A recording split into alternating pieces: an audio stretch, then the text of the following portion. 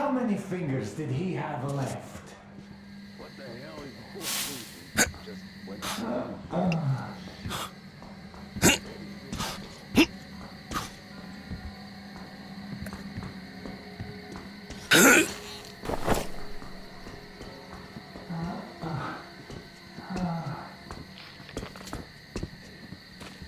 Fuck!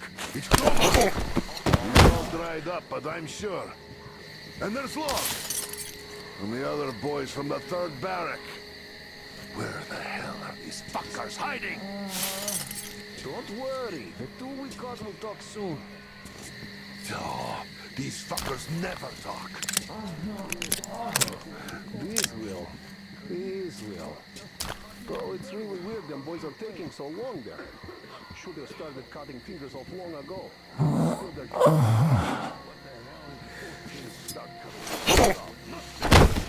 Those fuckers are hardcore post-apocalyptics. Bring them alive. They just keep blaring their bullshit about exams and teachers.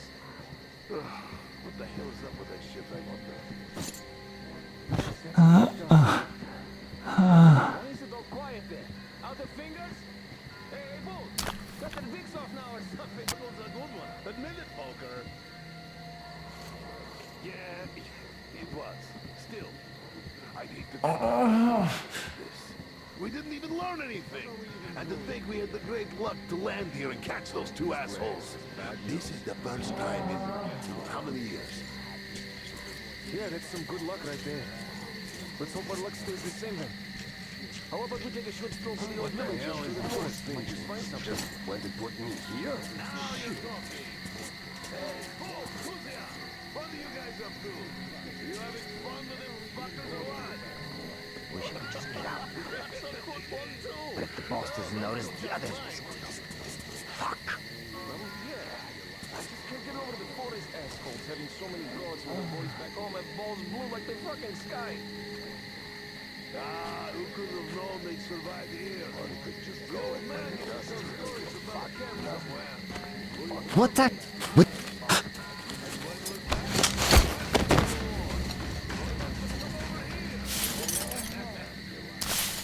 Yeah, it was definitely this place. And since that was right after the war, the broads must have been nothing but squirts back then. I had no idea what he was talking about. Was in the juvenile room. Too young for that stuff, huh? All right, enough talking. Let's start walking. Them broads ain't gonna find themselves. Hey, we'll take a walk.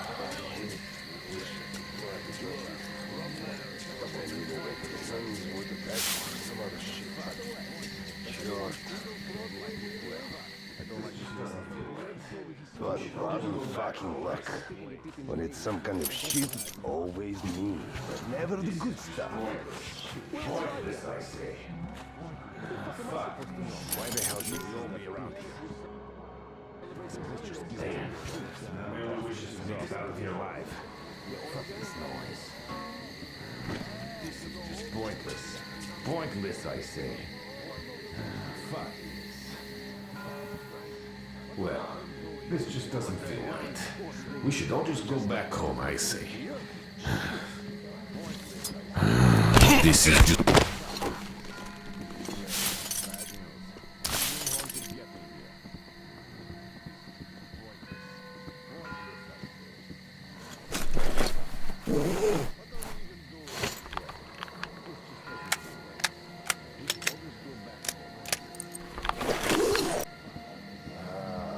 Why the hell should I stick around here alone a whole weekend?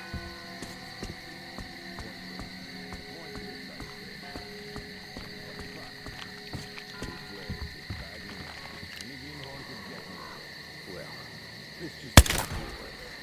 We should all just go back home, I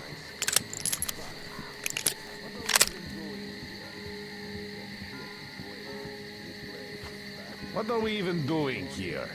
Such a shitty place.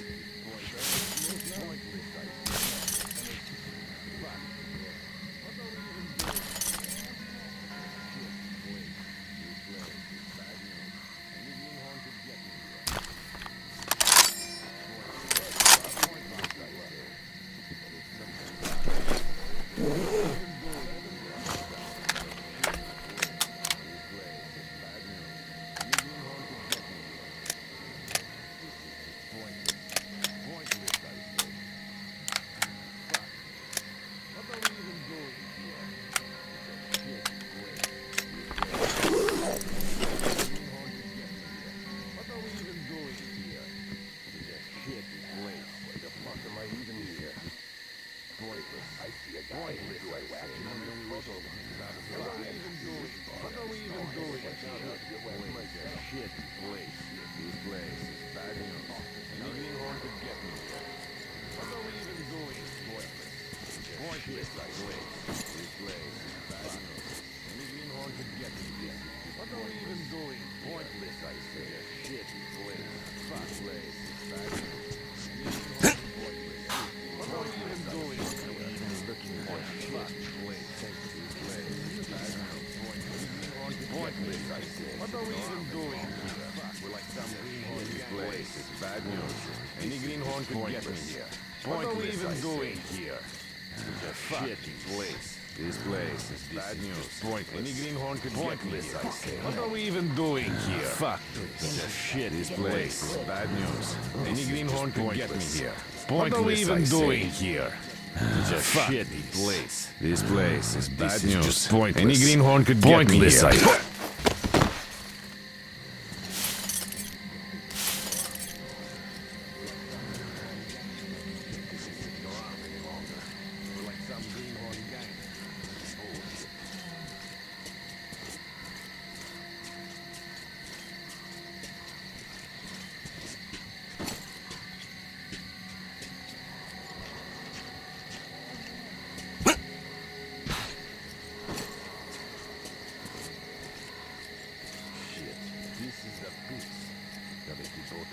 All the time, and that's just exhausting.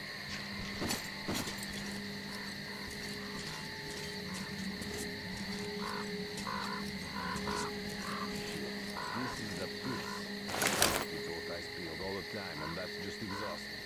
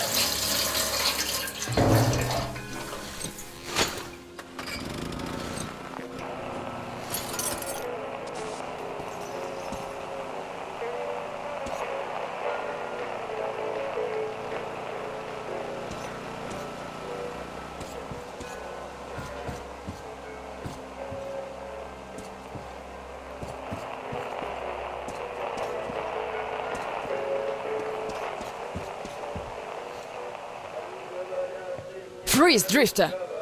So, we meet again? Though I bet you don't remember who dragged you out of the water. My name is Olga, by the way. Was it you fighting the Master of the Forest? Awesome. Our hunters had been staying away from him for years. Damn it. Sorry, teacher. The logs all rusted up. Your friend Alyosha is already at the dam. He said your colonel won't wait, so you don't have much time. Sorry, I can't take you there. At today's council session, the pirates moved to attack your train, but they had no right to even call one without me present. To go and sort this out. But I have a few minutes to give you some directions. You need a boat to get to the dam. And our pirates keep all the boats at their swamp camp. They are not the sharing kind, but that's no reason to attack. Nobody wants bloodshed, so just stay out of their sight. Take the road to the barricade. Go down to the swamp and find the dock.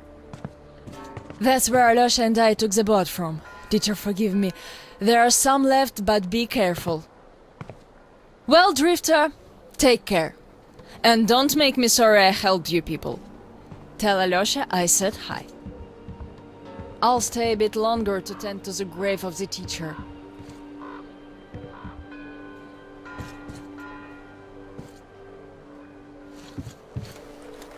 Decided to relax a bit before the trip. That's a good idea.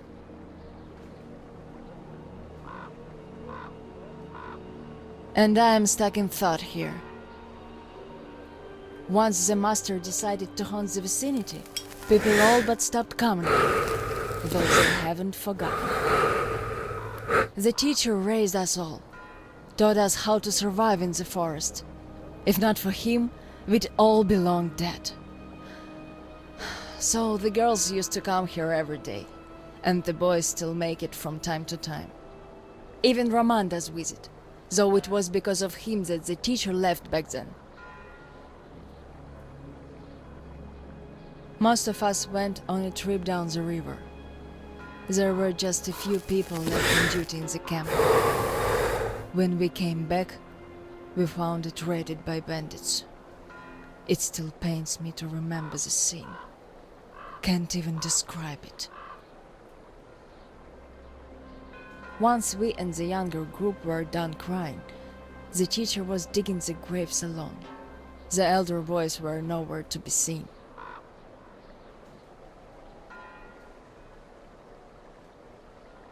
We helped the teacher with burying ours. It was dark already when the boys returned and sat around the campfire. Roman was so covered with blood. You could only see his eyes and teeth. Then they started talking. Tracking was easy. The bandits didn't even try covering their tracks. So the boys waited till they all got drunk in their camp and shot them with bows. Then Roman knifed the wounded like they were deer.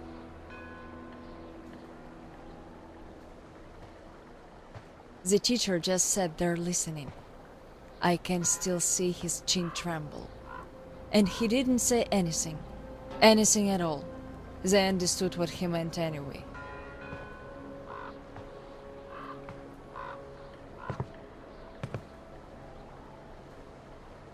Come morning, he was gone. To this church. At first he wouldn't speak to anyone, but us girls kept checking up on him, just to bring him some berries, or ask for advice, and gradually he started speaking to us. Still he was like a different man, so distant.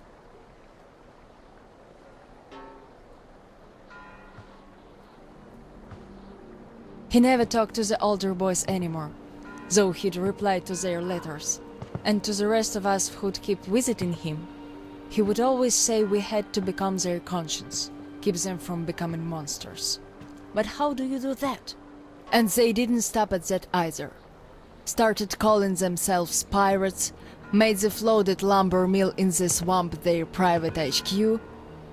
Then they started hanging bandits from the posts, calling them musts. One day they took about 10 bandits alive and used them to test all the boys. Made them kill the bastards. None of ours could do it. And they all got called cowards for that. And then got ostracized. That's how the pioneers came to be.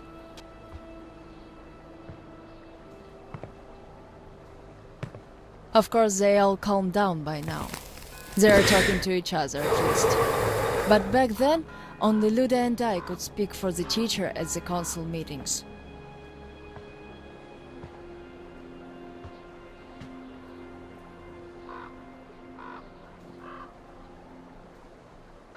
In the end, Luda and a few boys just couldn't take it anymore and left. I wonder if they found a better place to live. I still keep checking the radio hoping to hear from them.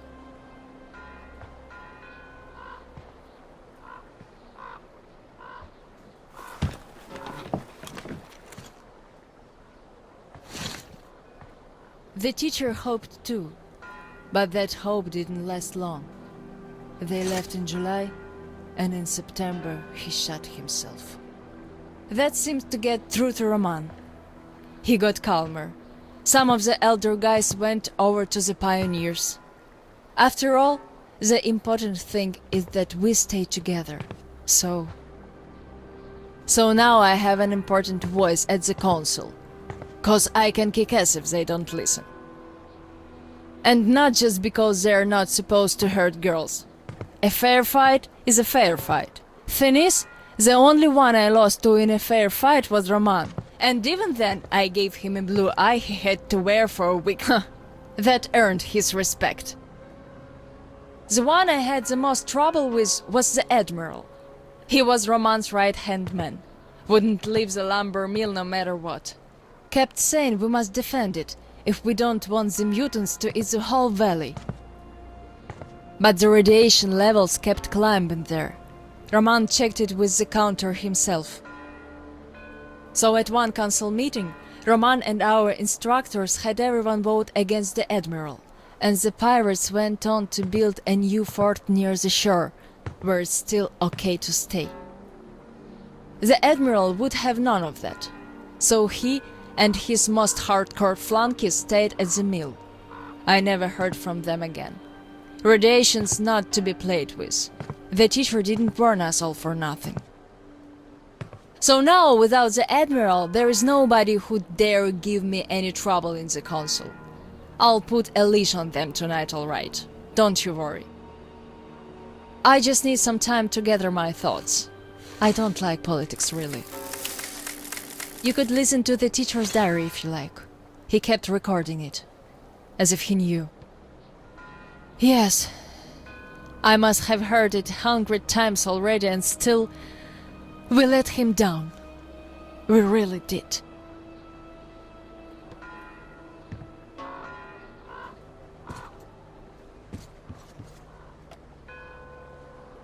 The radio's silent.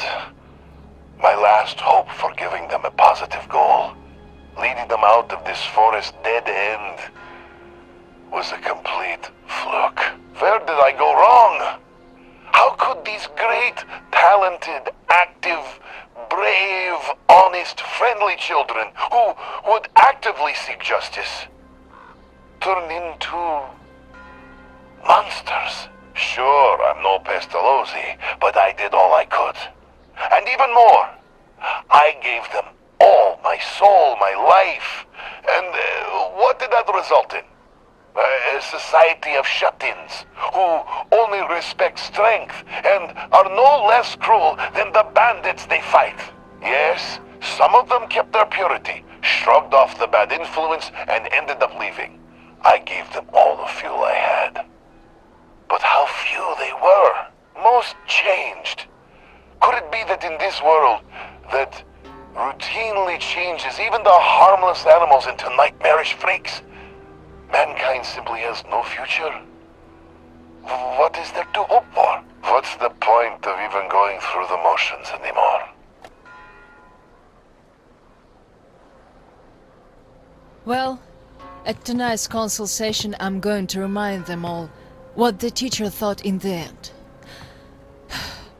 I'll give them a piece of my mind. Did the teacher save us all so that we could just attack people? Defending ourselves is one thing, but attacking, they can't deny that, and we'll have to stand down. Those pirates,